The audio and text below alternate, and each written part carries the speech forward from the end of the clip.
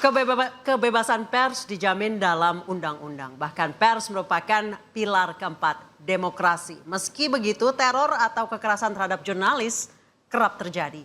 Data Aliansi Jurnalis Independen Indonesia ada 73 kasus kekerasan terhadap pers di tahun 2024. Terakhir, kantor Media Tempo dikirimi bangkai hewan diduga sebagai bentuk teror. Lalu bagaimana seharusnya langkah pemerintah? Bersama saya Anisha Dasuki, inilah interupsi teror ke media, demokrasi terancam. Sudah ada 4 narasumber bersama kami yang akan membahas terkait ketika pilar keempat demokrasi justru diteror, mendapat ancaman. Di sebelah kanan saya ada Arianto Sutadi, penasihat ahli Kapolri. Selamat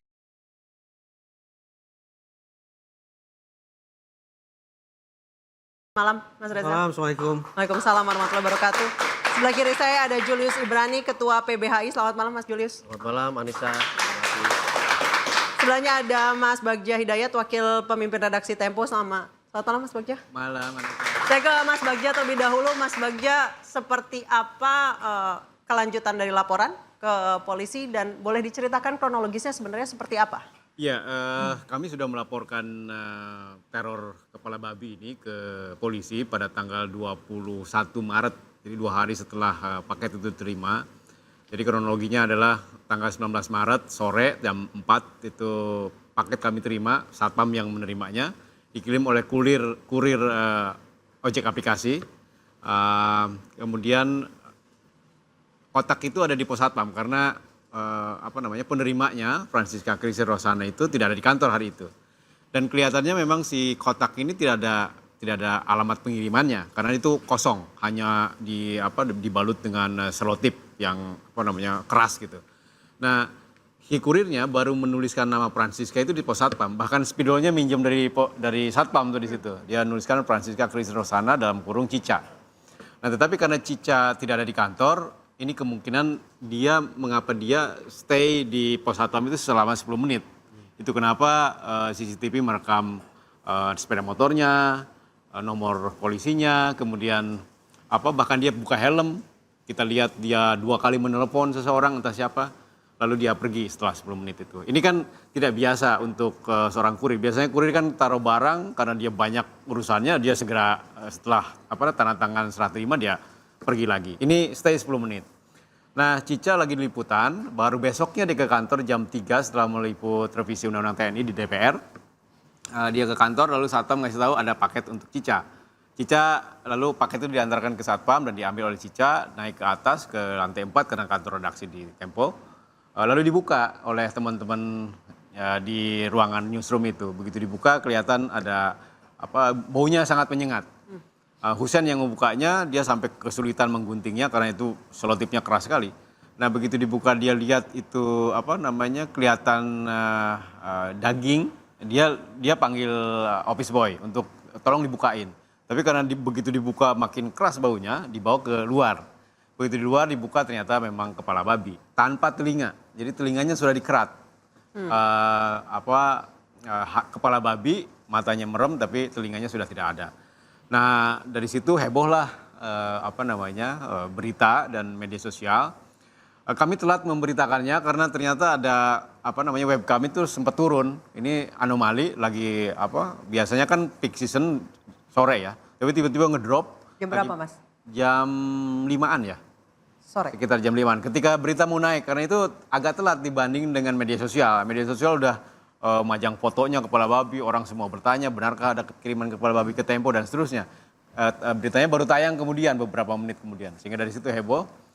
Dan 20 dibuka kan, 21 pagi-pagi kami dapatkan pesan pesan langsung lewat akun official Instagram Tempo, seseorang yang mengirim pesan dengan bertanya, cukup nggak kepala babinya? Cukupkah kepala babinya? Nah, dia bilang kalian tidak mau mendengar sih, bebal. Kalau kami bakar kantor Tempo itu akan anarkis, dia bilang. Kami akan terus meneruskan teror sampai kantor kalian mampus gitu. Wow. Itu ada kepala emotikon kepala kucing atau atau tikus ya, kurang clear. Nah, 21 ya, siangnya kami lapor ke Mabes Polri atas kiriman kepala babi ini. Sorenya 21 sore malam ya, setelah maghrib saya ditelepon Pramono, atasannya Cica di kantor itu, bahwa WA ibunya Cica di Jawa Tengah itu diambil alih oleh seseorang laki-laki karena dia menelpon kepada anggota keluarga yang lain memakai telepon itu, sementara ibunya Cica sedang kebaktian, handphonenya sedang dicas. Menelpon keponakan itu, lalu ditanya, ini siapa? Dijawab oleh pemilik pengambil alih itu, kalau kamu ingin tahu saya, keluar dari rumah, dia bilang. Nah, tentu saja si anggota keluarga ini di kota lain ya, dia menelpon Cica ngasih tahu. Nah, Cica konfirmasi ke rumah, memang WA ibunya sudah diambil alih orang. Walaupun device-nya tetap ada di rumah gitu. Sedang kebaktian ibunya dan handphonenya ada di rumah. Itu 21 malam. 22 pagi, jam 2 pagi, ternyata ada dua orang yang juga memakai ojek aplikasi, itu melempar sekardus berisi 6 ekor tikus yang dipotong kepalanya. Itu kelihatannya tikus got karena begitu dibuka itu masih basah tikusnya. Diketahui oleh petugas kebersihan jam 8 pagi. Nah, karena dia pikir petugas kebersihan ini di kantor Tempo sedang ada pembagian parcel gitu. Karena mau lebaran ya. Dia pikir itu kotak mie instan yang tercecer si petugas ini. Jadi dia tanpa curiga dia ambil aja terus dibuka kan. Begitu dibuka ini kelihatan kok ada tikus. Panggil satuan pengamanan, begitu dibuka memang tikus. Nah, yang uniknya ini beda dengan yang si kepala babi yang pakai styrofoam keras itu. Si tikus ini hanya pakai kardus tetapi dibungkus oleh kertas kado bermotif mawar merah. Itu begitu kita lihat ya, tikusnya dijajarin gitu. Keratannya seperti keratan yang di telinga babi itu, rapih sekali. Nah, dari situ 22 pagi ya, 22 siang, orang yang mengirim pesan ke akun Tempo itu mendoxing Cica. Berkali-kali dia memposting personal datanya Cica, yang tadi alamat pengiriman kepala babi, kemudian menyebut Cica sebagai orang dengan mental kabur aja dulu dan seterusnya gitulah di media sosial. Nah, kemudian teman-teman di media sosial mereport akun ini dan kelihatannya sempat disuspend, tapi hanya beberapa jam kemudian hidup lagi. Itu tanggal 22 ya.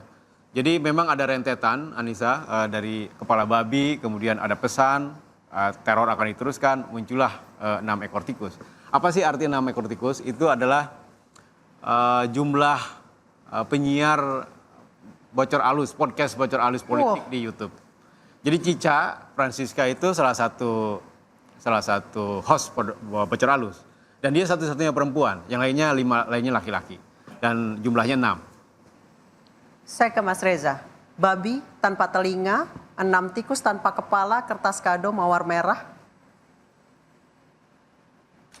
Maknanya apa? Secara normatif kita harus bersepakat bahwa ancaman adalah masalah hukum, pidana. Toh definisi ancaman juga ada simbol di situ. Tapi izinkan saya untuk pertama kali menyatakan penyesalan saya akan respon dari teman-teman Tempo sendiri. Cica dan kawan-kawan tadi, cuplikannya mereka bersenda gurau. Tapi Mas kalau itu coping, bentar, biar saya lanjutkan dulu. Mas Bagja pun mendeskripsikan situasi itu sambil tersenyum. Saya tidak ingin menafsirkan macam-macam, tetapi respon yang menurut saya tidak begitu proporsional semacam ini yang memberikan ruang bagi orang semisal Hasan Nasbi untuk kemudian mengeluarkan pernyataan-pernyataan yang tidak terukur dan menurut saya sangat tidak berkualitas.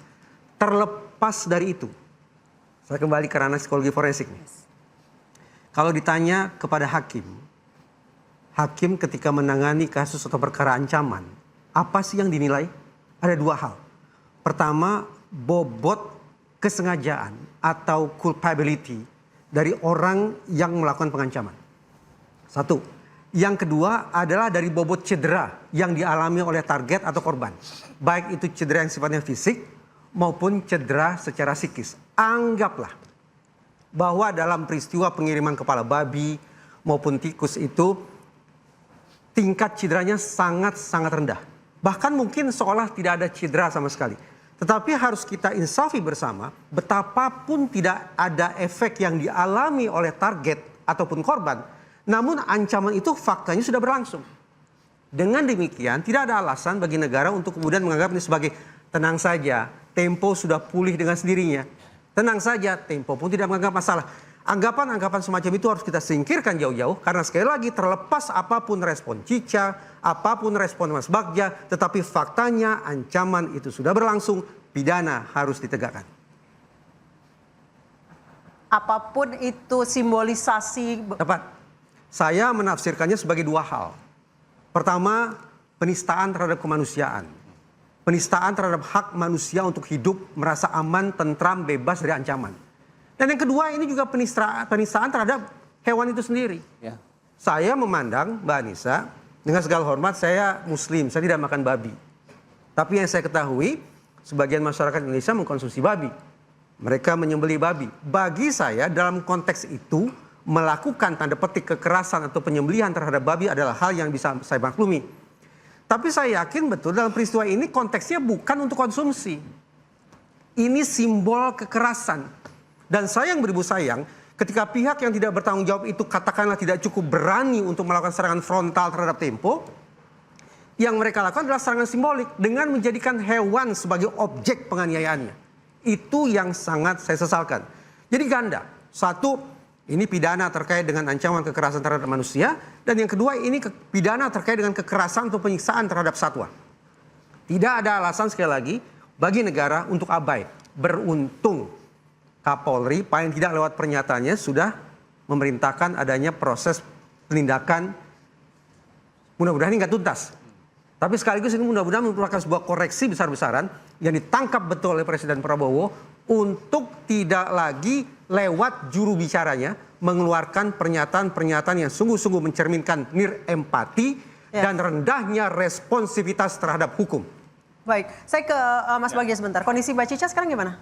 Di rumah aman, tentu saja dia psikologisnya baik-baik. Terbincang, ya, dia berkonsultasi dengan psikolog.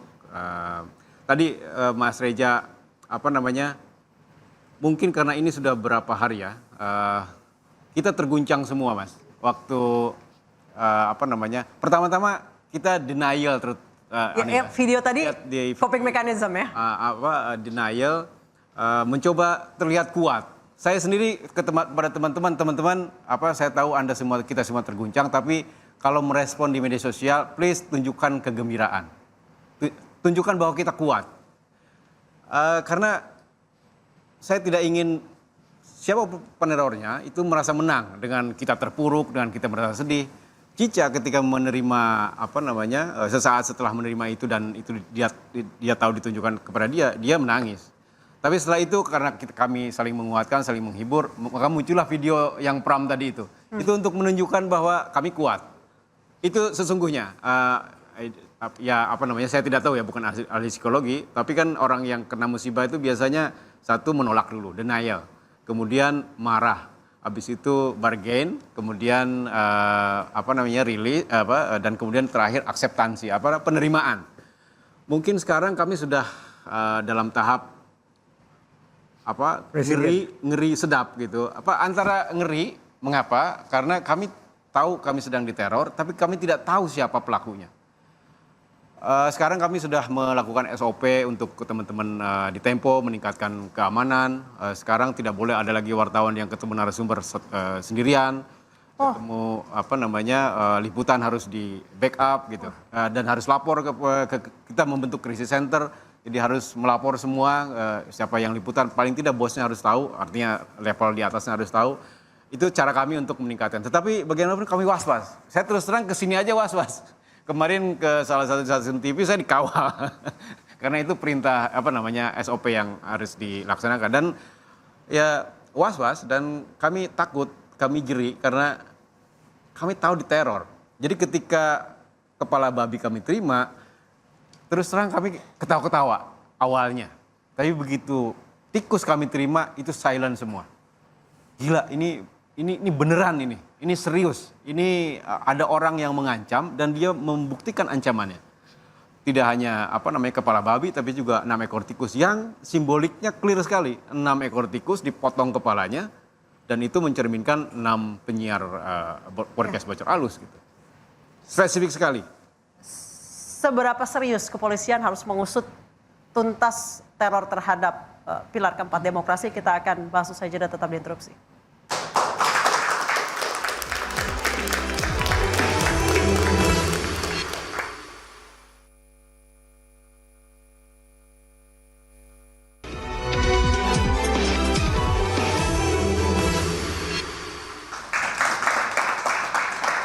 Pak Arianto, seberapa serius sih polisi menuntaskan kasus-kasus teror ataupun ancaman terhadap jurnalis? Kalau menurut saya, polisi seberapa seriusnya? Saya jawab, polisi harus sangat serius menangani kasus ini. Karena kasus ini adalah bukan kejahatan yang biasa, tapi kejahatan teror menurut saya. Teror adalah suatu kejahatan yang menimbulkan kengerian, ketakutan secara masif. Itu bunyinya kan kayak gitu. Nah sekarang yang terjadi kan itu. Secara masif, walaupun dia seakan-akan cuma mengancam siapa tuh yang ditembak. Iya. Tapi yang kena kan semua insan pemret ataupun para jurnalis semua merasa terancam. Bahkan semua kebebasan yang biasa menyampaikan kritik itu pun walaupun bukan jurnalis juga merasa terancam kan. Itulah makanya itu polisi harus serius dan ini merupakan tantangan besar bagi polisi. Karena ini kejadian teror ini ranahnya adalah menjadi ranah Kamtipmas, polisi sebagai penjaga Kamtipmas, ranah pelayanan polisi mengelindungi kebebasan pemret ataupun berpendapat, dan ranah penegakan hukum. Polisi harus tuntas bisa menegakkan hukum ini. Jadi tiga-tiganya kan masuk dalam core bisnis polisi. Makanya dia harus bisa menjawab pada publik, kepada aparat yang lain. Satu, ini kasusnya apa yang sebenarnya terjadi? Kalau sudah jelas apa yang terjadi, siapa pelakunya? Siapa pelakunya, siapa yang menyuruh, bagaimana, dan kemudian terakhir ya ini kenapa kok orang itu kok begitu nekatnya. Seakan-akan kan menantang kredibilitas polisi untuk coba buktikan kalau saya mampu kan gitu, seakan-akan gitu. Seakan-akan dia tidak takut dengan kemampuan polisi. Makanya di sini saya menyarankan kepada polisi sejak lama ya, tolong ini serius ya, dan tolong berikan jawaban pada rakyat secepat mungkin supaya orang tidak bertanya-tanya. Dan yang jelas Anda polisi nanti, Mas pasti akan dituduh nanti. Kalau Anda tidak bisa membuktikan siapa yang nyuruh, pasti nanti polisi dibilang melindungi yang nyuruh. Pasti dituduh gitu. Atau mungkin polisi yang melakukan. Iya, bukan polisi. Polisi ngapain ngelakuin kayak gitu sekarang? Kan kebebasan pers itu kan sudah umum ya gitu ya. Tapi kita bisa melihatlah siapa yang sekarang ini agak gatel-gatel karena diserang oleh redaksi-redaksi itu. Jadi intinya ya, ini dalam hal ini polisi harus serius dan saya menyarankan pada polisi, ini kasus ini walaupun gede gitu ya, tapi melihat jejak-jejaknya itu banyak tadi dan nyata itu. Bagi saya itu sebenarnya tidak sulit untuk nangkep siapa yang melakukan itu. Karena apa? Deteksi CCTV jelas, ya. Kemudian saksi-saksinya banyak. Tadi lepas helm ya Mas ya? Ya, buka seakan-akan dia kan silakan tangkep saya kan, seakan-akan gitu. Ini secara teoritis itu mudah dideteksi siapa yang melakukan itu. Cuman saya nggak tahu ya apakah polisi sekarang ini masih menyembunyikan, tidak diekspos, karena kemungkinan dia dari keterangan itulah dia akan menjurus pada siapa yang nyuruh kan. Kalau dia diekspos sekarang nanti kan bocor itu. Nah, kira-kira begitu ya. Kira-kira biasanya kayak gitu dari mana sih Pak? Ada apa itu? Pak? Nah kalau pertanyaan siapa yang melakukan itu ya, banyak teori bisa menyebutkan. Nomor satu pasti tuduhan pertama, teorinya adalah mesti ini oknum dari pemerintah nih yang nggak mau dikritik. Secara logika kan kayak gitu. Iya. Tetapi saya juga boleh pemahaman intel saya boleh dong. Kira-kira siapa yang berbuat gitu? Ada juga orang yang iseng karena bukan iseng ya. Karena memang dia sengaja ingin mempertajam pertarungan kita itu. Yaitu dengan menciptakan kayak gitu. Caranya dia mengirim kayak gitu tuh ya. Karena dia pasti tahu dampaknya pasti akan ribut banget gitu. Bisa jadi kayak gitu. Jadi banyak sekali kemungkinan pelakunya. Inilah tugas pokok polisi, coba cepet-cepet menyidik itu membuat terangnya perkara supaya nanti bisa menjawab pertanyaan siapa, di mana, mengapa, bagaimana, dan bagaimana akibatnya apa, dan pasal apa yang akan dituntut sehingga nanti bisa tuntas kasus ini bisa terjawab. Oh, ini kejadiannya. Dan pelakunya bisa ketangkep sehingga rakyat jadi puas. Oh ini yang terjadi kayak gitu. Kira-kira itu. Jadi harus serius ini. Satu lagi saran saya supaya polisi itu jelas serius ya. Saya sarankan pada polisi ya. Buka posko pengaduan WA nomor berapa. Kalau ada saksi yang ingin menyampaikan data, bisa langsung, jangan, Pak udah siap kami siapkan posko pengaduan, tapi pada siapa yang ngadu nggak jelas. Makanya sekarang mestinya pasang di TV itu ya, posko pengaduan mengenai kasus ini Pemret, kirim ke sini gitu. Ya. Risikonya nanti akan banyak sekali masuk, ya sudah nggak apa-apa itu risiko, tapi himpun semua kesaksian itu untuk mempertajam penyidikan daripada dia keluar-keluar wah saya udah begini-begini, pelakunya makin lari gitu. Jadi buka posko itu dan tindak lanjuti semua informasi yang masuk ya. Tadi kan Pak, informasi dari keluarganya diancam dan sebagainya, dia bisa laporkan kan. HP-nya dia nomor berapa, nanti cyber bisa ngelacak cyber itu. Jadi dengan keterbukaan seperti itu saya kira akan mempercepat ya pengungkapan ini. Mas Julius, delik hukumnya seperti apa untuk kasus ini? Ya, pertama gini, teror ini jangan dianggap sebagai pribadi saja gitu Cica dan kawan-kawan, dan jangan dianggap juga cuma Tempo saja. Gitu. 2024 PBI melakukan riset, ada sekitar 48 teror yang terkonfirmasi sampai pada titik pembunuhan. Pelakunya macam-macam. Paling banyak adalah kepolisian, utamanya di pelarangan peliputan, itu nomor satu. Yang kedua tindak kekerasan, dan di situ ada TNI dan Ormas. Dalam konteks tindak kekerasan tadi, ini identifikasi awalnya mirip seperti yang terjadi di Tempo. Pertama dia ada situasi, dia naikin tensi, ada monitoring, dikuntit segala macam, lalu dia bereskalasi sampai pada eksekusi. Nah ini terjadinya sudah banyak. Artinya ini pertama di 2025, tapi bukan berarti ya nggak kelihatan. Nah kami melihat ancaman ini itu juga ancaman bagi kita semua. Cica dan kawan-kawan familiar mukanya sering di YouTube, di TV, di medsos segala macam. Nah bagaimana dengan masyarakat biasa yang tiba-tiba kritis? Bagaimana dengan mahasiswa-mahasiswa ini yang nggak familiar? Dalam sekejap mata dia bisa hilang dan kita nggak tahu kemana. Gitu. Jadi ancamannya terhadap publik itu dulu. Yang kedua adalah ini ancaman terhadap demokrasi. Kita harus ingat negara kita merdeka itu karena kantor berita Antara menyiarkan kemerdekaan. Waktu itu namanya Dome. Oleh karena itu mereka yang anti demokrasi, anti kritik, anti kemerdekaan berpendapat, yang akan mereka serang pertama adalah jurnalis. Tapi menurut saya responnya sudah tepat. Dalam konteks advokasi yang ditargetkan oleh teror adalah suasana ketakutan. Jadi lawannya adalah suasana keriangan untuk menunjukkan keberanian. Itu dulu. Dalam konteks advokasi tindakan itu sudah benar. Kenapa? Apabila target takut, maka dia mengalami efek deteren terhadap masyarakat. Waduh, Tempo aja begini, gimana nasib kita yang lain? Jadi suasana itu memang perlu dibangun. Tetapi tadi yang udah Reza bilang, situasi tentang awareness, tentang langkah pengamanan, tentang mitigasi berbagai macam risiko itu tetap harus dilakukan. Nah di luar itu saya mau cerita begini, ini kan dalam satu rangkaian waktu karena saya ada di situ juga gitu ya. Kita sedang advokasi RUU TNI. Timeline seperti ini mirip seperti kejadian terbunuhnya wartawan yang namanya Fuad Muhammad Syafruddin yang kita kenal sebagai Udin. 12 Agustus 1996 dia sedang meliput satu peristiwa di Bantul, Yogyakarta, dan itu situasinya begitu menegangkan. Karena ada korupsi, penyalahgunaan wewenang pejabat dan segala macam. Tiba-tiba di 13 dia dieksekusi, meninggal di 16. Situasinya mirip. Kita sedang advokasi yang namanya RUU TNI. Ketegangan di antara mahasiswa, aktivis, koalisi masyarakat sipil, reformasi sektor keamanan, PBHI, imparsial, kontras, YLBHI. Itu sedang tinggi-tingginya karena ini ada ancaman bagi kita. Timeline itu masuk kepada timeline ancaman terhadap Tempo. Saya harus tegas katakan itu karena kita biar aware semuanya.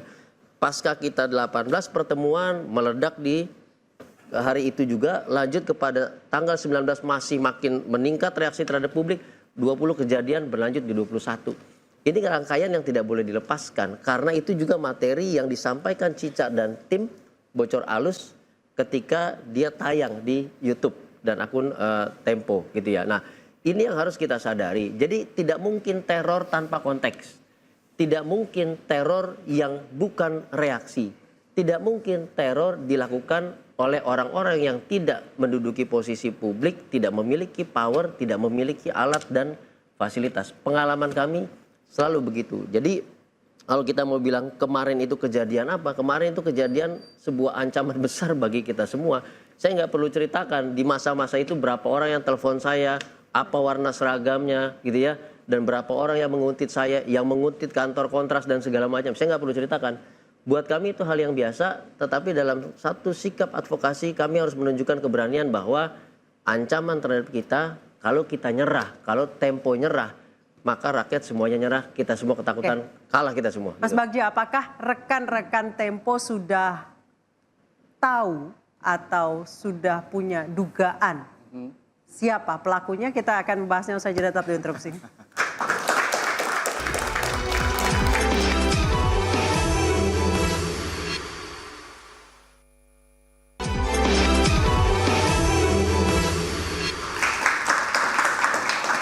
Mas Bagja, ada dua pertanyaan saya.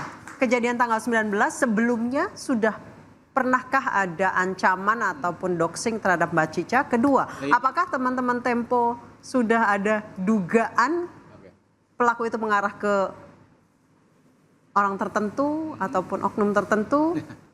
Oke, yang pertama serangan ini, yang kedua untuk Cica. Tapi ini untuk beberapa kali untuk teman-teman di Tempo. Misalnya host bocor yang lain, misalnya Abdi Dongoran itu 2 kali kaca mobilnya dipecahkan oleh, entah untuk apa tujuannya. Karena kalau untuk perampokan kok setelah dipecahkan dia tidak menghampiri mobilnya. Itu 2 kali di dekat rumah dinas Bapak Kapolri dan di Depok dekat pos polisi ketika dia mau memperpanjang SIM. Itu yang sudah dilaporkan ke polisi, dan di luar itu masih banyak kan, ada intersepsi Pegasus ke mobile phone kami, kemudian ada yang dibajak handphonenya, ada yang diretas emailnya, ada yang web kami juga sempat diserang bertubi-tubi gitu. Itu serangan-serangan sebelum 19 Maret. Nah, kalau soal siapa yang menjadi pelakunya, tentu akan ada banyak analisis, dan ini menjadi wilayah penegakan hukum saya kira ya. Banyak informasi yang kami dapatkan setelah teror babi dan tikus itu, ada banyak informasi si ini si itu, tapi saya kira itu analisis ya. Tetapi clue-cluenya banyak sekali, seperti yang disampaikan Pak Arianto tadi. Ini kelihatannya pengirimnya kok jorok sekali, entah sengaja jorok atau memang tidak profesional, saya tidak tahu. Tapi dengan stay 10 menit si kurirnya di situ itu kan gampang sekali. Kok kelihatan sekali pengen dilacak gitu. Itu kan gampang sekali, yang tidak tidak perlu investigasi canggih, itu bisa segera ketahuan itu. Kurirnya karena ada rekaman CCTV-nya, dia ngapain dia 10 menit di situ, terus siapa yang ditelepon oleh orang ini, kemudian mengapa dia paham sekali nama Cica. Itu kan nama tidak umum ya buat saya. Francisca Christy Rosana. Namanya keliru Franciscanya. Ada 1 huruf yang salah gitu. Tapi at least dia mengenal sekali targetnya. Artinya dia seorang kurir.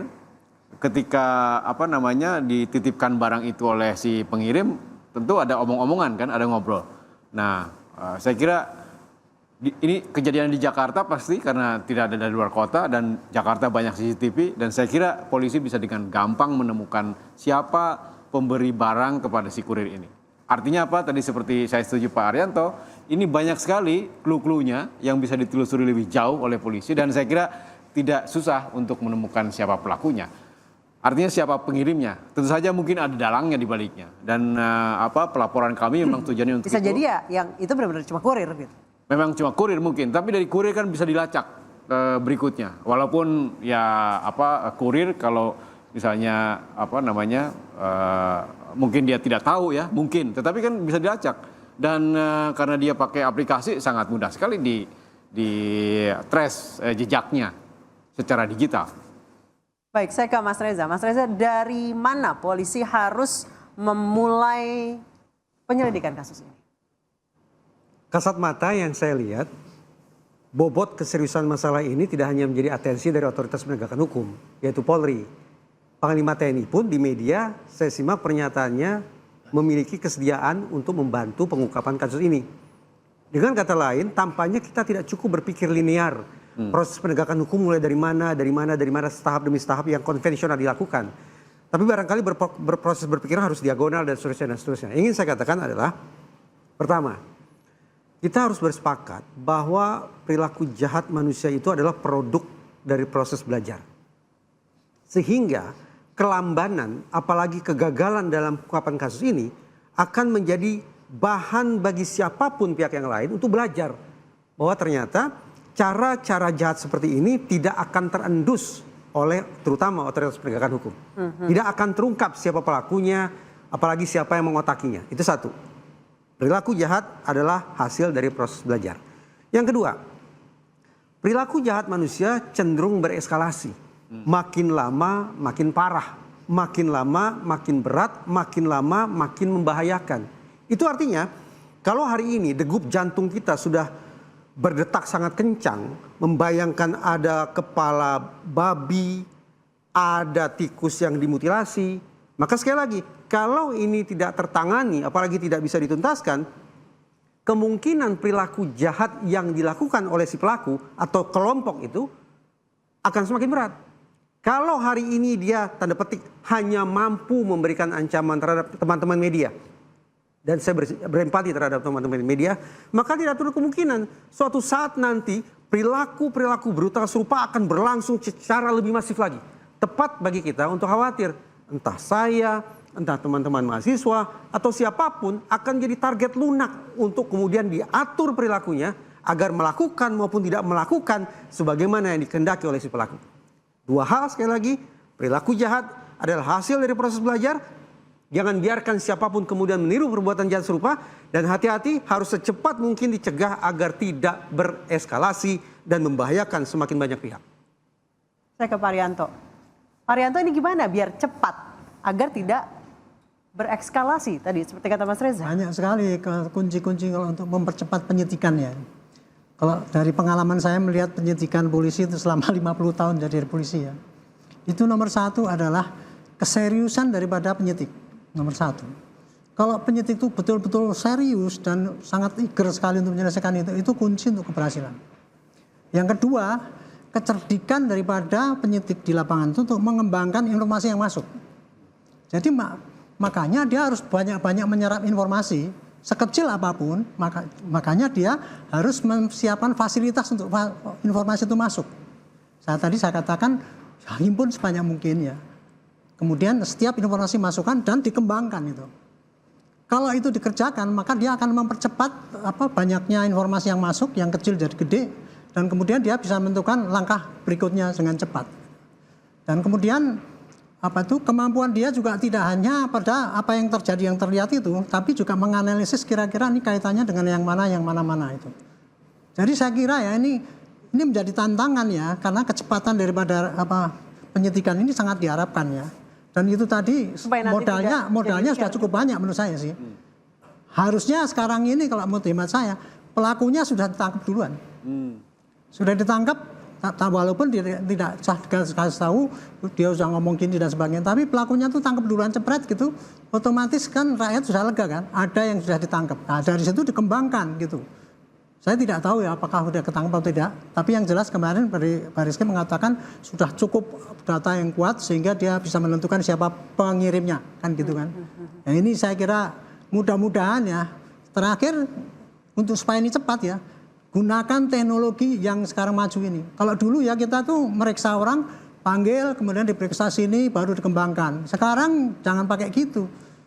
Informasi masuk nggak usah pakai panggil orang, pakai WA ada cukup. Setelah itu langsung kerjakan, semua teknologi itu dipakai, itu akan bisa melipat gandakan kecepatan daripada pengembangan penyidikan itu. Itu kurang lebih itulah yang saya bisa tunjukkan kurang lebih clue-clue untuk supaya. Jadi intinya nomor satu adalah keseriusan, ya, kecerdikan mengembangkan, kecepatan mengumpulkan informasi, dan menganalisis serta kecepatan bergerak untuk menerima perkembangan daripada situasi.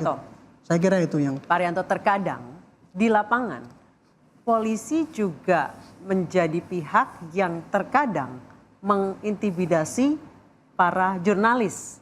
Pelarangan peliputan kadang memaksa jurnalis untuk menghapus gambarnya, mengambil SD card atau mengambil pitu card kami. Kita akan bahas usai jeda, tetap diinterupsi.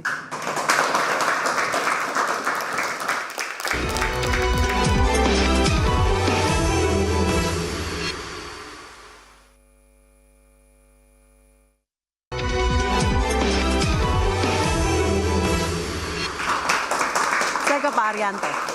Pak Arianto, ketika polisi justru terkadang jadi pelaku intimidasi terhadap jurnalis. Itu bagaimana, Pak? Itu kan tuduhan ya, tuduhan bahwa mungkin juga banyak oknum polisi yang ikut di dalam kegiatan menekan jurnalis itu. Itu tuduhan itu saya kira wajar saja, karena pada masa lalu banyak juga oknum yang melakukan seperti itu. Terutama dulu waktu masa Orde Baru polisi kan di bawah ABRI ya, itu sehingga dia melakukan itu. Tapi semenjak reformasi polisi kan sudah dididik supaya menghormati HAM gitu. Tetapi belum semuanya bisa melakukan itu. Masih ada sisa-sisa yang paham lama itu yang kadang-kadang ada oknum yang bangga kalau dia bisa nekan bisa ngambil kaset gitu. Itu contoh. Jadi tuduhan itu memang masuk akal. Tetapi kalau untuk saat ini kelihatannya ya dari pimpinan Polri sendiri sudah mengatakan bahwa saya senang dengan kritik, sahabat kritik dan sebagainya. Tetapi pelaksana di lapangan, terutama petugas lapangan itu yang penuh dengan emosi kalau berhadapan dengan massa itu, dia kadang-kadang tidak terkendali itu. Tindakan-tindakan yang di luar batas-batas itu sehingga masih sering terjadi tindakan yang eksesif. Tapi ini tantangan dari polisi untuk mendidik petugasnya yang di lapangan itu menyapu habis. Kami bisa langsung ngadu ya berarti ke polisi. Pak, ini ada yang intimidasi kami nih. Oh, justru kayak gitu kan sekarang dibuka pengaduan pakai itu. Kalau ada nih polisi nakal langsung masuk kirim itu kan sekarang sudah ada. Cuman saya nggak ngerti apakah itu bisa terlaksana apa tidak, karena pengaduan dari polisi itu dari dulu udah buka banyak 112, 110, tapi begitu ditelepon tut gitu. Bukan. Itu bukan jurisdiksi kami, Peter. Makanya ya sekarang itu saya kira tuduhan itu oke ya, tapi polisi sudah berusaha semaksimal mungkin untuk menghormati HAM kebebasan berpendapat gitu. Oke, saya ke Mas Julius. Mas Julius, untuk mengawal kasus ini, PBHI apa langkah selanjutnya? Yang pasti begini, statement Pak Kapolri, Jenderal Listio Sigit sudah begitu keras sekali. Tetapi yang perlu ditindaklanjuti adalah Kabareskrim, Komjen Wahyu Widada membentuk satu tim khusus. Karena Tempo adalah simbol perlawanan, Tempo adalah simbol demokrasi, Tempo adalah simbol kemerdekaan informasi bagi rakyat. Kalau itu tidak dibentuk tim khusus, tidak segera diselesaikan, maka akan ada kasus-kasus teror yang lainnya dan kita kembali pada cerita masa lalu bahwa terjadi rekayasa terhadap penyelesaian kasus Udin. Itu yang pertama. Yang kedua, saya setuju sekali yang disampaikan oleh Pak Rianto. Dalam konteks perspektif ilmu sosial, dalam konteks hukum, kita sudah punya yang namanya legal structure. Pak Kapolrinya sudah keras sebagai pimpinan struktur tertinggi. Tetapi dalam konteks kultur itu kita belum punya. Artinya satu kasus ini ditangani dengan baik, selesai, tapi kulturnya tidak diubah karena kami melihat itu belum ada atau belum menjadi fokus dalam pendidikan Polri. Maka akan ada tempo 1, tempo 2, tempo 3 dan selanjutnya. Jadi nggak bisa kita berdiri hari ini, selesaikan yang hari ini tanpa lihat ke dalam dan tanpa memandang ke depan. Supaya tidak terjadi impunitas dan keberulangan. Gitu. Baik, dari teman-teman Tempo seperti apa? Ya, kami melakukan investigasi kecil-kecilan tentu saja ya. Tidak gentar tapi ya. Tidak gentar tapi ya. Ya, pasti. Karena ya ini bukan yang pertama buat Tempo. Tapi yang pertama memakai binatang. Itu yang mengerikannya. Dulu kami tadi secara digital di zaman sebelumnya ya, pakai digital, diretas, didoxing, itu digital. Sebelumnya lagi ada bom, sebelumnya lagi digeruduk.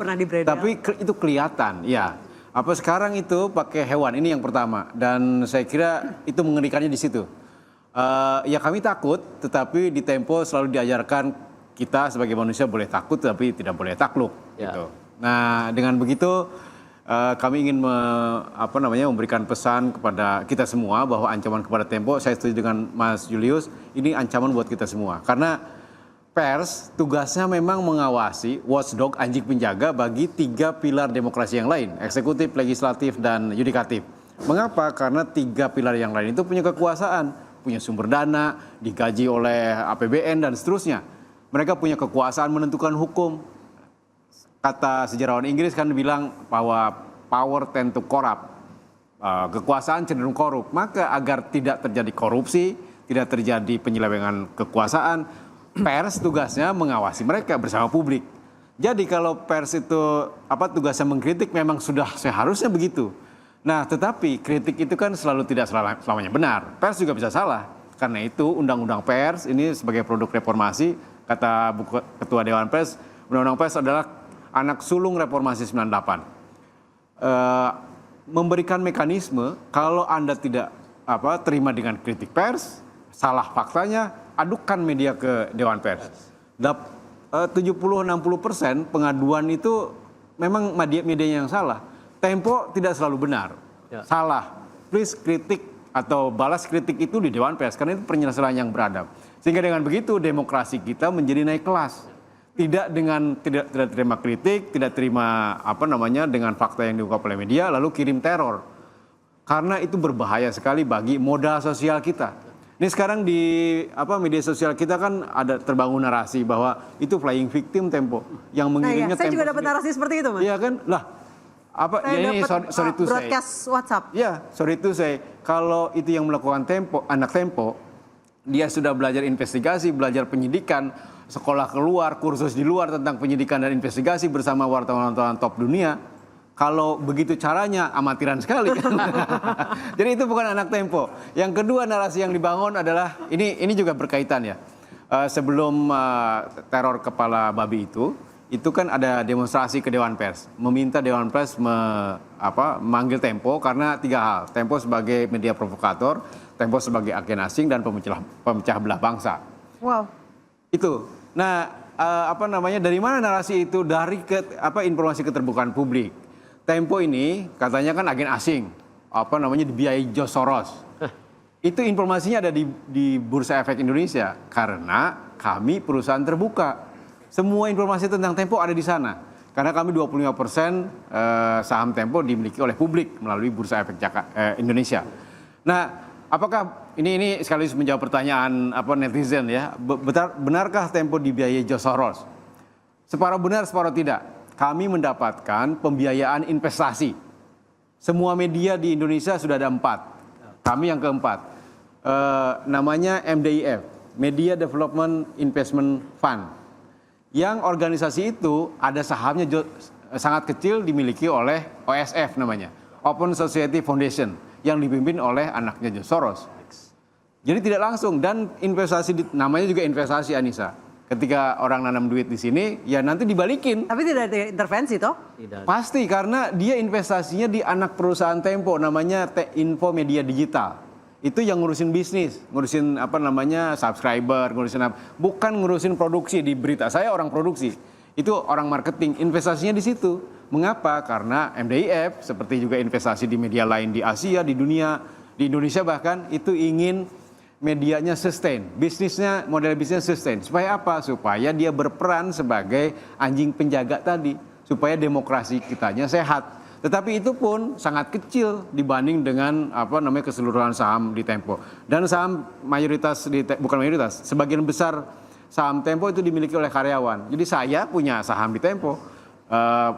Terbesar kedua itu publik. Yang lain-lainnya sangat kecil. Jadi tidak mungkin intervensi untuk duitnya dipakai untuk menyerang pemerintah. Itu sangat tidak mungkin. Oke, saya terakhir ke Mas Reza. Mas Reza, apa respon yang seharusnya dilakukan oleh teman-teman Tempo supaya ketakutan ini tidak menular ke kami nih sesama jurnalis dan juga masyarakat? Sudah barang tentu kita harus terus-menerus secara konsisten menikmati pemberitaan Tempo. Itulah cara penyemangat yang paling nyata bahwa mereka bekerja dan kita terus menikmati karya mereka. Tapi izinkan saya juga untuk mengatakan forum ini untuk memanggil teman-teman aktivis perlindungan satwa. Pada aspek ini sungguh-sungguh minim perhatian kita. Saya tidak bisa membayangkan 2 tahun lalu sekitar itu Habib Bahar bin Smith juga dikirimi potongan kepala anjing. Ya. Sekarang Tempo, kepala babi. Berlanjut, tikus dimutilasi. Besok entah hewan apa lagi yang kemudian dijadikan sebagai objek pengganti penyiksaan atau simbol kekerasan macam itu. Oleh karena itu, teman-teman aktivis perlindungan satwa, bicaralah. Sampaikan ke negara. Mumpung presiden kita juga pecinta satwa. Dia suka kuda, dia suka kucing. Manfaatkan momentum itu untuk mencegah agar tidak ada satwa-satwa lainnya yang juga dikorbankan dengan cara keji sedemikian rupa. Baik, inti dari pembicaraan hari ini tadi saya mengutip kata Mas Bagja, sebagai manusia kita boleh takut tapi tidak boleh takluk. Bagaimanapun pers adalah pilar keempat demokrasi yang harus menjadi pengawas dan penjaga 3 pilar demokrasi yang lain. Saya Anissa Dasuki pamit, sampai jumpa.